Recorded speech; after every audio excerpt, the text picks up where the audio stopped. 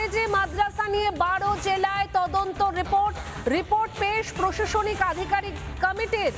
সরকারকে রিপোর্ট পেশ কমিটির, আর কমিটির রিপোর্টে চাঞ্চল্যকর তথ্য। সূত্র মারফত যে তথ্যগুলো সামনে আসছে, সীমান্ত এলাকায় খারিজি মাদ্রাসা তৈরি, খারিজি মাদ্রাসাতে ধর্মীয় শিক্ষা, অর্থের যোগান নিয়েও তদন্তের সুপারিশ। অর্থাৎ এই যে খারিজি মাদ্রাসা যেগুলো সীমান্তবর্তী এলাকাতে গজিয়ে উঠেছে, সেখানে অর্থের যোগানটা কোথা থেকে আসতো সেটা নিয়ে তদন্ত করা দরকার, এমনটাই কিন্তু বলছে প্রশাসনিক আধিকারিকদের কমিটি।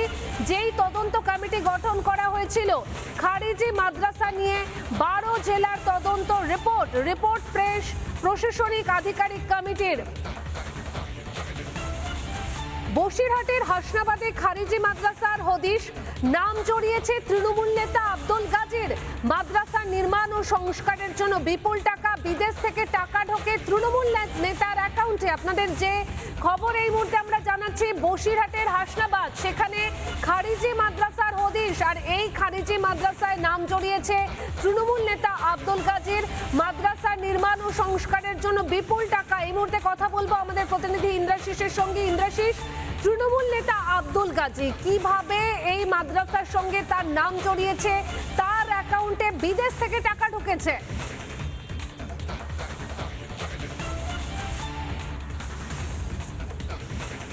একেবারে যাই দেখো, এবং সেই ঘটনা তদন্তে কিন্তু অ্যান্টি টেররিস্ট স্কোয়াডের যারা আধিকারিকেরা তারা কিন্তু ইতিমধ্যেই তদন্ত করতে তার বাড়িতেও যান, এবং সেখান থেকে অর্থাৎ গোয়েন্দা সূত্রে যেটা এখনো পর্যন্ত আমরা জানতে পারছি যে এই আব্দুল গাজী সে কিন্তু এলাকারই তৃণমূলের নেতা রয়েছে, এবং তার ছেলের অ্যাকাউন্টের ডিটেলস কার্যত খতিয়ে দেখার প্রক্রিয়া এখনো চলছে। এবং সেখান থেকে দাঁড়িয়ে যেটা এখনো পর্যন্ত গোয়েন্দারা জানতে পেরেছেন কি যে এই যে বিপুল পরিমাণ একটা টাকার কিন্তু লেনদেন হয়েছে তার অ্যাকাউন্টে, এবং সেই টাকা কিন্তু ভিন দেশ থেকে এসছে বলেই গোয়েন্দারা এখনো পর্যন্ত জানতে পেরেছেন।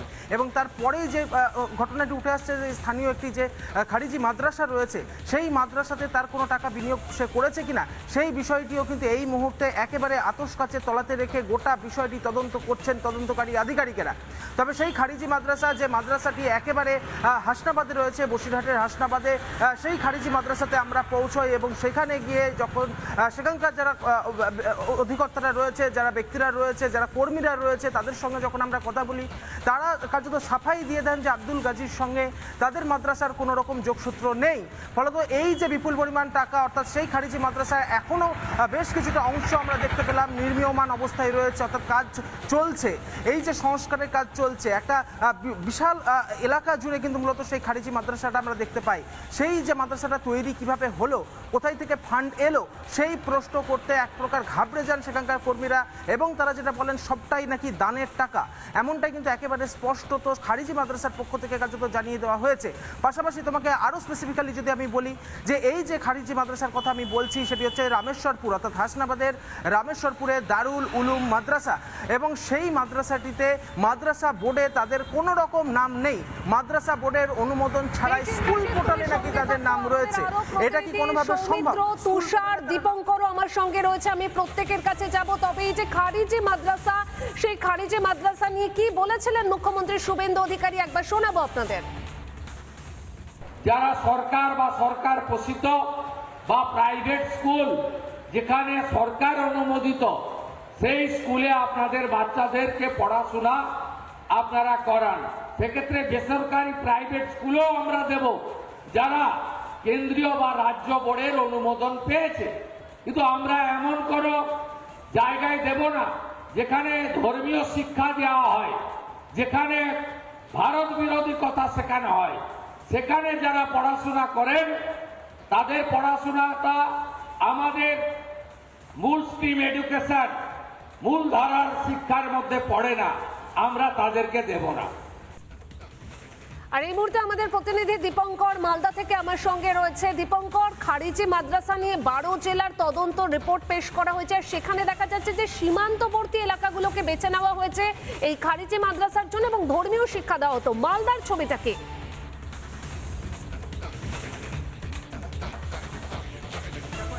আমি এই মুহূর্তে মালদার একটি গাজল ব্লকের পান্ডুয়াতে আছি, এবং সেখানে যেটা তোমাকে বলবো, মালদা জেলাতে ভারত বাংলাদেশ সীমান্তে 172 কিলোমিটার, সেখানে এই সীমান্তবর্তী যে জেলা, সেখানে কিন্তু বেশ কিছু সীমান্তবর্তী এলাকাতে এই যেমন কালিয়াচক, সুজাপুর, মোথাবাড়ি, আমাদের মালদা বিভিন্ন জায়গাতে কিন্তু এই খারিজি মাদ্রাসাগুলি কিন্তু চলছে এবং সেক্ষেত্রে এই খারিজি মাদ্রাসাগুলি তাদের যে প্রক্রিয়া বা তারা সরকারি অনুমোদন কিন্তু না, এবং সেক্ষেত্রে তারা কিভাবে শিক্ষা দিচ্ছে এবং সেই সব বিষয় নিয়ে কিন্তু আজকে এই রিপোর্ট অলরেডি কিন্তু পেশ হয়েছে। আমার সাথে রয়েছেন এখানে সংখ্যালঘু অধ্যুষিত এলাকার মানুষ। আমি প্রথমে যিনি এখানে একজন মাদ্রাসা স্কুলেরই একজন শিক্ষক রয়েছেন, এই যে খারিজি মাদ্রাসা নিয়ে যে সরকার এইভাবে যে পদক্ষেপ নিচ্ছে আপনারা কি বলবেন? सर, ये खारजी मदरसा जो वर्ड है, इस वर्ड के बारे में पहले हम बोलना चाहेंगे। ये वर्ड हम लोगों को समझ में नहीं आ रहा कि खारजी का क्या मतलब होता है। हम ये समझते हैं कि खराज का माना होता है ज़कात, दान। तो जो मदरसा दान से चलता है उसको शायद बोलते हैं खारजी मदरसा। तो खारजी मदरसा क्या है कि जो कौम डोनेट करती है पैसा, आप भी देते हैं, हम भी देते हैं, 2-4-10 रुपये देते हैं, उसी से बच्चे की पढ़ाई लिखाई का काम चलता है। আপনি কি বলবেন এই খারিজি মাদ্রাসা? এই খারিজি মাদ্রাসা নিয়ে যেটা আমাদের সরকার যেটা স্টেপ নিচ্ছে সেটা আমরা সবাই সরকারের সঙ্গে আছি, যেহেতু আমাদের ছেলেমেয়ের ভবিষ্যৎ দেখার ব্যাপার আছে। আর আমাদের এই সরকার আসার পরে আমাদের ছেলেমেয়ের ভবিষ্যৎ আশা করি খুব ভালো হবে। আর খারিজি মাদ্রাসা আপনার জাকাত ফিতরা দিয়ে চলে। আর এই যে কেউ গ্রামের আশেপাশে যারা একটু পয়সাওয়ালা আছে তারা একটু দান করে, আরও গরিব দুঃখী 10-20 এরকম করে দান করে ওই খারিজি মাদ্রাসা চালায়। এবং এই ক্ষেত্রে এই যে সরকার যে সিদ্ধান্ত নিচ্ছে, ইনকোয়ারি হচ্ছে, তদন্ত করা হবে, একের পর এক যে সিদ্ধান্ত নিচ্ছে, অনেক জায়গাতে শিক্ষা না দিয়ে ধর্মীয় শিক্ষা দেওয়া হচ্ছে, এই সব বিষয় নিয়ে কী বলবেন? না, আমরা সব সময় সরকারের সঙ্গে আছি। সরকার যেটাই করছে আমাদের সবার জন্য ভালো করছে। এই সরকার কে কি বলে আমরা জানি না, আমরা সবাই জানি আমরা এখন মুসলিম জেগে উঠেছে। আমরা এই ভারতীয় জনতা পার্টি যা কাজ করছে, আমাদের যে সরকার সবকা সাথ সবকা বিকাশ সবকা বিশ্বাস, আমরা এর সঙ্গে সবসময় আমরা হাতে হাত রেখে আমরা চলব। বেশ দীপঙ্কর, আমি আসছি তোমার কাছে, তুমি সঙ্গে থাকো। আর এই মুহূর্তে পদ্মশ্রী প্রাপ্ত শিক্ষাবিদ কাজী মাসুম আক্তার আমার সঙ্গে রয়েছেন। আপনাকে স্বাগত রিপাবলিক বাংলাতে। খারিজি মাদ্রাসা নিয়ে 12 জেলায় তদন্ত রিপোর্ট পেশ করেছে কমিটি, এবং সেখানে যেটা একটা সবথেকে বড় যে বিষয়টা ভাবাচ্ছে যে সীমান্তবর্তী এলাকাগুলোকে বেছে নেওয়া হয়েছে। আপনার কি মনে হচ্ছে যে সীমান্তবর্তী এলাকাগুলোতে কেন খারিজি মাদ্রাসা?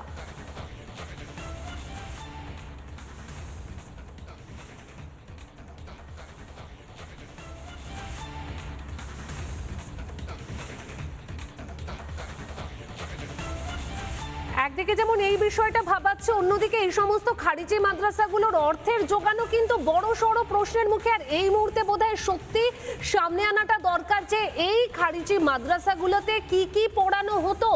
ইতিহাস, ভূগোল, বিজ্ঞান, অঙ্ক, সাহিত্য এইসব কি পড়ানো হতো, নাকি শুধুমাত্র ধর্মীয় শিক্ষা?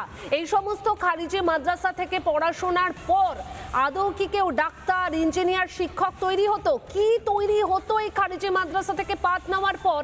এই বিষয়গুলো এবার সামনে আসা দরকার। আর রাজ্যে পালাবদলের পরে কিন্তু এই খারিজি মাদ্রাসাগুলোর দিকে নজর।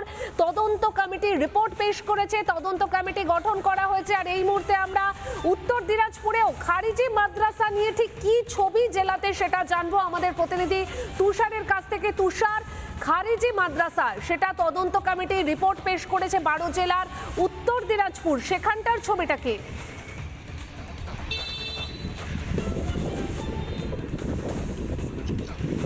উত্তর দিনাজপুর জেলা ভৌগোলিক রূপে কিন্তু একদিকে রয়েছে বাংলাদেশ, অন্যদিকে রয়েছে বিহার। আর এখানে কিন্তু একাধিক খারিজি মাদ্রাসা রয়েছে, এমনটা দাবি করছেন বিজেপি নেতা। আমরা সরাসরি কথা বলবো। এই খারিজি মাদ্রাসা কতগুলি রয়েছে, কি এখানে কি হতো আগে? অনেক খারিজি মাদ্রাসা আছে। আমাদের মাননীয় মুখ্যমন্ত্রী শুভেন্দু অধিকারীজি বলছেন যতগুলো খারিজি মাদ্রাসা আছে তার মধ্যে গোয়ালপুকুর, চাকুলিয়া, নর্থ দিনাজপুরের বর্ডার সাইডে অনেক আছে। এই সব মাদ্রাসাতে পড়াশোনা করে কি হয়? আমি একটা কথা বলতে পারতেছি যে এখানে ডাক্তার, ইঞ্জিনিয়ার বা IAS IPS কি হওয়া যাবে কোনোদিন? তাহলে এমন মাদ্রাসাতে আমরা কেন শিক্ষা দিব যেখানে কোনো কিছু হওয়া যায় না? আমরা আমাদের বাচ্চাগুলোকে ভালো ভালো ইনস্টিটিউটে কেন পড়াবো না? এই মাদ্রাসাগুলোর ফান্ডিং কোথায় থেকে আসে, কোথায় থেকে এরা টাকা নিয়ে আসে, কোথায় থেকে শিক্ষা দেয়, এগুলোর অডিট চলতেছে।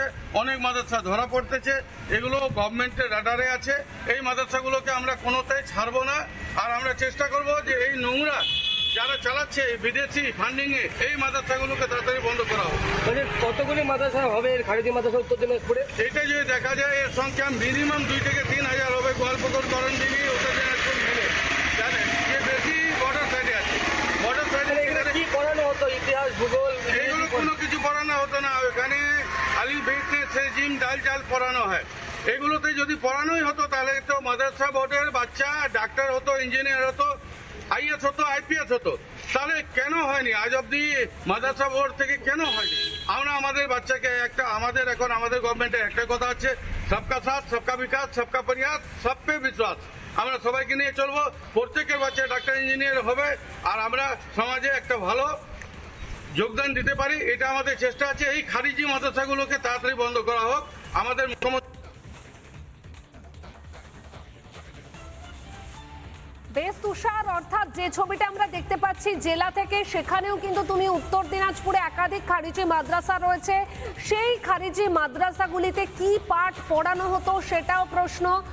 এবং এই মুহূর্তে আবারও আমাদের সঙ্গে যোগাযোগ হয়েছে পদ্মশ্রী প্রাপ্ত শিক্ষাবিদ কাজী মাসুম আক্তারের সঙ্গে। এইবার সত্যি বোধহয় সময় এসেছে যে এই যে খারিজি মাদ্রাসা, সেই মাদ্রাসাগুলিতে কি পাঠ পড়ানো হতো সেগুলো সামনে আনার। কি বলবেন আপনি? খারেজি মাদ্রাসাতে কারোর নজর ছিল না এতদিন ধরে, এখন সরকারের নজর হয়েছে খারেজি মাদ্রাসার ছাত্ররা উপকৃত হতে পারে। আর তোমরা যেটা বলছো যে পড়ানো হতো, এটা পাস্ট টেন্স না, পড়ানো আজকে হচ্ছে, হতো না, এখনো চলছে পড়ানো।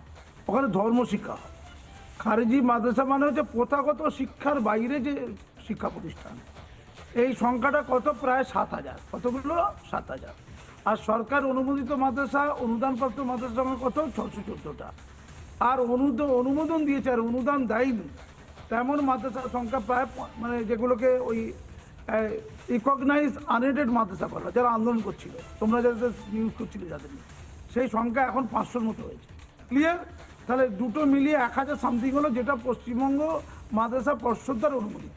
তাদের নাম পোর্টালগুলোতে আছে, মাদ্রাসা পোর্টালে, শিক্ষা পোর্টালে, ইউডাইসে তাদের নাম, তাদের অ্যাক্টিভিটি, তাদের শিক্ষক ছাত্র ডিটেলস রয়েছে। তার বাইরে যে 7,000 মাদ্রাসা, সেগুলো শিক্ষা পোর্টালে নেই। এটা সরকারের নীতি, আদর্শ, ভাবনা, চিন্তা চৌহদ্দির বাইরে, কেউ জানে না কি হয় ওখানে। কি হয়? আধুনিক শিক্ষা সেক্ষেত্রে হয় না। কিছু কিছু খারিজি মাদ্রাসায় আধুনিক শিক্ষা হয়তো সামান্য হয়, বাকিগুলো শুধু কোরআন হাদিস শেখা। ওই বাচ্চাগুলো শিখে কি করবে? বেকার হবে, ইমাম মোলানা হবে অথবা বেকার হবে, রাস্তায় ঘুরে বেড়াবে, তাদের ভবিষ্যৎ বলে কিছু নেই। আর অত্যন্ত নিম্নমানের শিক্ষা। উত্তরপ্রদেশের দেওবন্দের মতো কিছু জায়গা আছে যেখানে খারিজি মাদ্রাসা উন্নত মানের শিক্ষা দেওয়া হয়, কিন্তু পশ্চিমবঙ্গের খারিজি মাদ্রাসার শিক্ষকরা এক পাতা আরবি লিখতে পারবে না, তারা নিজেরাই আরবি লিখতে পারবে না। 2-4% হতে পারবে, 95% পারবে না, গ্যারেন্টি। অর্থাৎ ওরা না পাচ্ছে ধর্মীয় শিক্ষা, না পাচ্ছে আরবি শিক্ষা, না পাচ্ছে ফার্সি শিক্ষা, না পাচ্ছে ইংরেজি শিক্ষা, না পাচ্ছে বিজ্ঞান শিক্ষা, না পাচ্ছে বাংলা শিক্ষা। একদমই তাই। আর সেই কারণেই বোধহয় এবার নজর খারিজি মাদ্রাসাতে, এবং সেখানে তদন্ত কমিটির যে গঠন করা হয়েছিল, তারা রিপোর্ট পেশ করেছে, সরকারকে রিপোর্ট পেশ। আর সেই রিপোর্টে চাঞ্চল্যকর তথ্য, সীমান্ত এলাকায় খারিজি মাদ্রাসায় ধর্মীয় শিক্ষা এবং অর্থের জোগান নিয়েও তদন্তের সুপারিশ। নানা ধরনের কন্টেন্ট দেখার জন্য লাইক করুন, শেয়ার করুন আমাদের ফেসবুক পেজ, সাবস্ক্রাইব করুন আমাদের ইউটিউব চ্যানেল। পাশাপাশি অন্যান্য ব্রেকিং নিউজের জন্য অবশ্যই চোখ রাখুন রিপাবলিক বাংলায়।